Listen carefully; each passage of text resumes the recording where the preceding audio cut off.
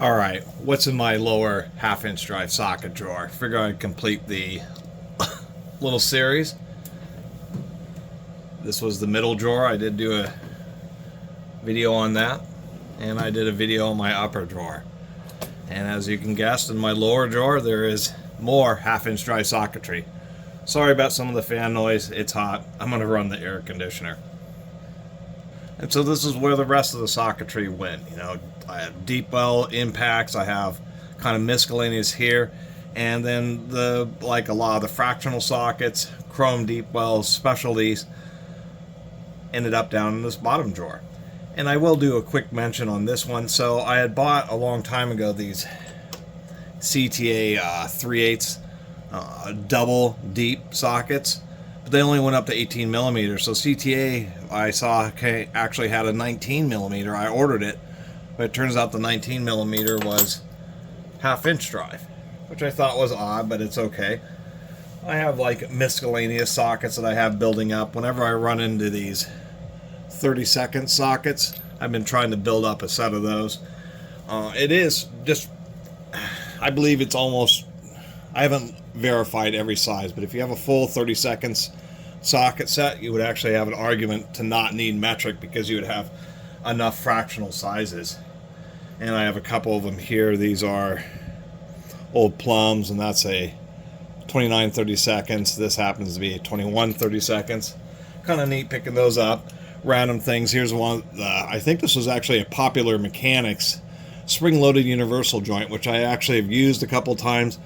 It's actually pretty handy with a short well socket. It just is a universal joint with a spring to keep it straight so that the pins don't have to have any tension, so it runs really smooth. And if you have a hard to reach area where the socket's flopping down, that spring prevents it. It's actually not too bad of an idea. I do collect these old, actually I think this is I don't know if this is a Craftsman. Craftsman had ones like this where there's a half-inch drive universal, but it used like a 3/8 size knuckle, and I think that's just to make it a higher access version, but they weren't particularly strong, as you can guess. And it's just random stuff I find at garage sales. Whenever I run into like a nice Williams universal joint, this is an old Indestro Super universal joint. I caught him, just toss them in here. I'm trying to unload some of the miscellaneous things I've stashed in little gaps, but I did actually, it was a Habitat for Humanity. Ran into these sets of Armstrong long stem half-inch drive hex sockets or Allen driver sockets, 9/16, half-inch, or half-inch 9/16 and 5/8, and the little matching metric set, which is also down here, the 12, the 14, and the 17. And then oddly, at like a garage sale, I ran into the 6 millimeter, so it's kind of the odd man out. Have the shorter well hex sockets. I think these are all, yeah, so these are all fractional. These are like some performance tools. I like them because they were really stubby. These are like some no-name ones from Home Depot or something like that. And then here's that big 17 millimeter Armstrong. Let's see here. We do have our shorter heavy-duty Torx impacts. These are the AutoZone Duralast. Then I have a couple of miscellaneous brands. This is an old, or Lyle. Actually, it isn't that old. Triple squares. Have some of the old Duralast, the colored bands. So these are like the last of the good Duralast, the Titans, and then the stubby impact Titans, which I thought were also kind of cool. And we'll continue in the center section here. This will unhook. These have gotten all contorted from what I've said on them. So these are like mid-length hex drive sockets, and I actually have a couple metric and three metric. All these are proto, but these are like old school proto. These are newer proto. Those, I was pretty stoked to find those. I have some half-inch drive spark plug sockets. Sometimes there's some real stuck spark plugs. Really cool to have those. Big E18 E-Torx. I only have 3 of these. These were like some kind of universal metric and fractional socket. Just have a little 3-piece set of those. For a long time, there was like 5/16 and 5/8 square drives that were government contract only. The deal with those was try to prevent the tools from ending up on the open market, because the manufacturers would only sell drive sizes like 5/16 and 5/8 to governments. But it ended up just creating a hassle when governments would try to sell 5/8 tooling on auction and stuff. People wouldn't buy it or pay incredibly low prices because of that compatibility issue, and it's something that's really been fallen away. We do have an oxygen sensor socket there. I have a few different kind of oxygen sensor socket things. I think this is a performance tool like diesel injector or something like that. I don't even remember now. And then a while ago, and I think I did do a video about these. These are almost too heavy to really be honest.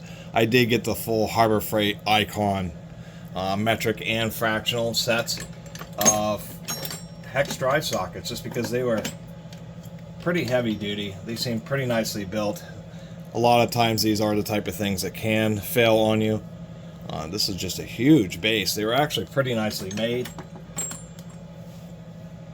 and they were actually pretty reasonably priced for what they were, to tell you the truth.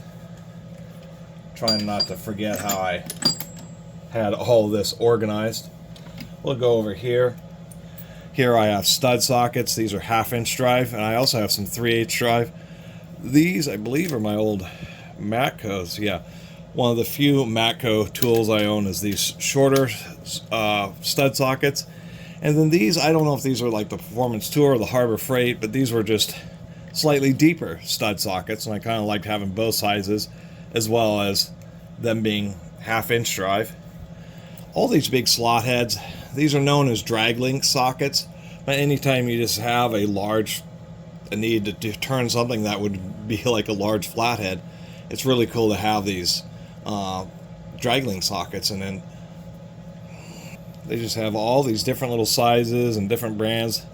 This kind of funky one is an old, actually that isn't that old of a proto because it says professional on it, but nonetheless I've actually used these a few times. Kind of strange, but sometimes you'll run into weird covers and stuff that are just giant slot heads, and these are absolutely great for that.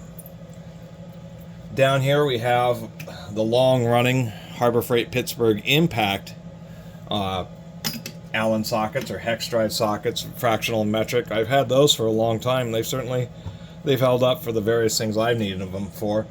Probably the most used one I have here is the 1/2-inch, and haven't run anything too crazy, although I've seen these sets on the discount shelf where they were missing a socket, so I know that people have broken them. What do we have down here?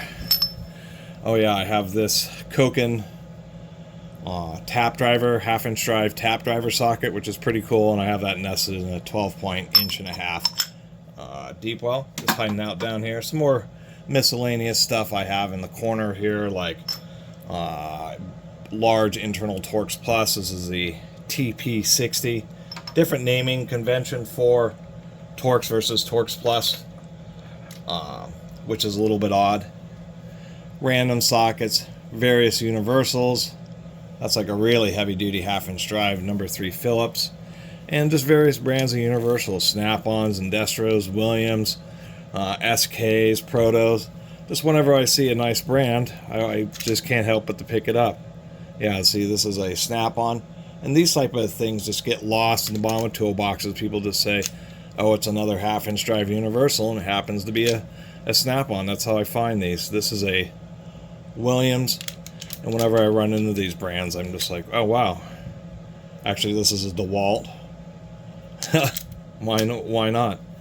I did talk about these. These are like some cheesy Amazon 3-piece set, 1/4-inch, 3/8, and 1/2-inch, but these were chrome, narrow body, but constant velocity, kind of like a impact swivel socket, but just in a chrome universal, and those are actually pretty handy.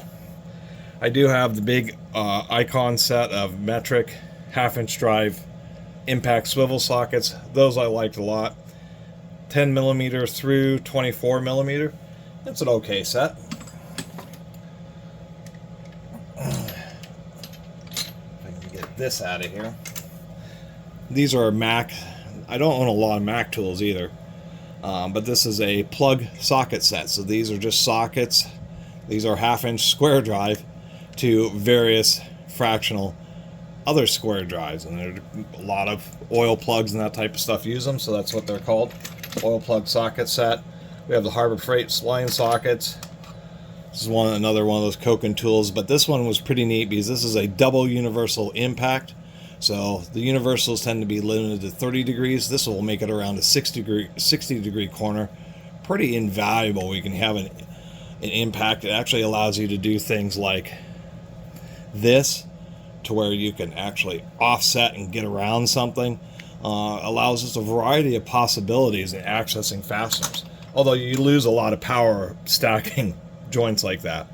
We have our 6-pack or our 6-point impact socket fractional set, as well as 12-point. Most of these 12 points, actually the 6 points are like the old school Husky impacts when they were really good, and the Mastercraft Pros, which I talked about, which I have had for like 20 years. Really surprisingly good. It's kind of a unique set. I've talked about those as well. Talked about a lot of tools on this channel, that is for sure. Trying not to forget how I organized it.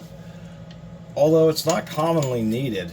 These are deep well E-torques, and I've actually looking at photos online, there are some situations where they actually use E-torque nuts, which is kind of surprising. So that's why these E-torques deep wells exist. Plus, it's convenient if you have to get a little bit of extra reach. Some old Titans.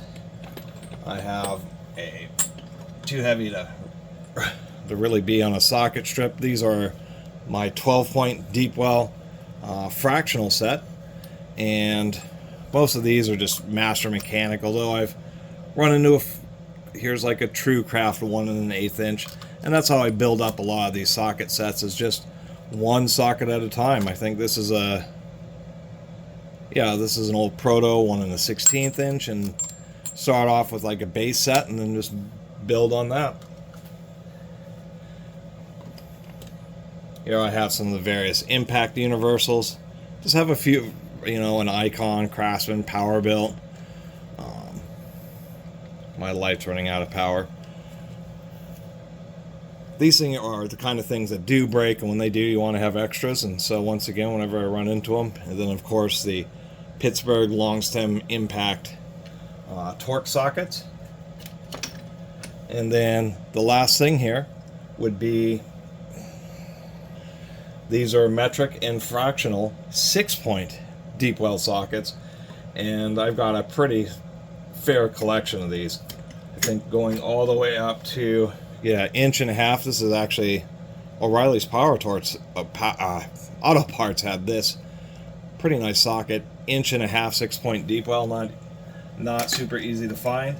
There were, besides a couple of filler sockets, these were actually all Powerbuilt when Powerbuilt was good, and they were sold by Shuck's Auto Supply. And the same thing down here, these are all just simply metric versions.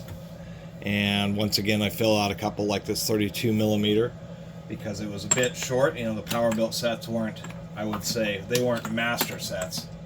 Easiest way of putting it.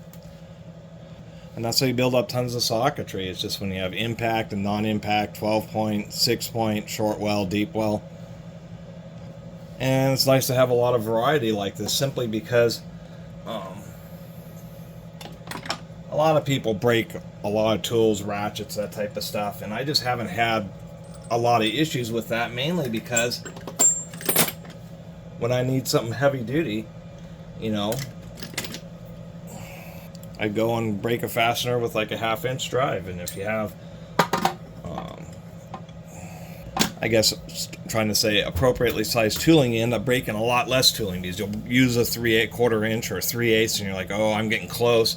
You just break out a 1/2 inch drive, or maybe 3/4 inch drive even, break the fastener and not worry about causing any damage to your tools, then go back to the normal size tools to service and retorque it down. Also, there are things like fasteners breaking off and that type of stuff. A lot of times It's because, you know, if you're using 3/8 and you're getting a lot of flex out of the ratchet handle, a lot of twist if you're using an extension, etc., or you're stuck in a position where you're, you know, having to use a breaker bar on a deep well and you just can't support it, so you're just kind of floating there, and so you get a lot of sideways force. The walls on 1/2-inch sockets are a lot thicker, and so they'll be more tolerant to abusive conditions. So that's why I've always focused on it. Of course, me, just like I would say most other people, are going to end up having a whole lot more 3/8 and 1/4-inch than 1/2-inch, because 1/2-inch is, you know, as you go up through the drive sizes, the bulk, weight, and expense starts going up. So just like everybody else, actually I probably have more 3/8 than 1/4-inch, because 3/8 is like the most common size. And then I have a ton of 1/4-inch. Actually, it's probably a toss-up between actual socketry of 1/4-inch and in or 1/2-inch drive, at least for me anyway. But that's really how it goes. When the tough get going, the going get 1/2-inch drive. And I'll leave you with that. That was my tour of my 1/2-inch drive socket drawers. And yeah, I can get, you know, quite a bit of work done with all these. You know, the necessity of me having a bunch of 12-point over 6-point. I don't work on a lot of diesel engines and aircraft, but, you know, one of my deals with why I don't own a lot of tool truck brands is I'm always stoked when I find a tool, you know, a really nice premium tool. But it's more about, you know, the more variety you have, the more work you can do. I think that is it for my light. So I'll have to finish this out without any light, or with less light, I should say. But if you run into 12-point fasteners, and you're just not getting those off without a 12-point socket. You might get away with it like using a pipe wrench or an extractor, really. But because of the points are so small on 12 points, for a socket, it's more contact surfaces, like a spline drive. So they work great for high torque situations and reducing chances of stripping out. But they are very hard to grasp with anything other than 12-point sockets or maybe spline drive sockets. And if you're able to do a job and make money, even if it's cheap tools, even if they don't last very long, if they make you some money, they'll probably make you enough to buy whatever sizes you need of more premium brands. And what I found is a lot of, you know, having appropriate size tooling means even if I do have cheaper, some Pittsburgh stuff, I'm not trying to use it in the most extreme circumstances. I have bigger tooling to use for tough situations.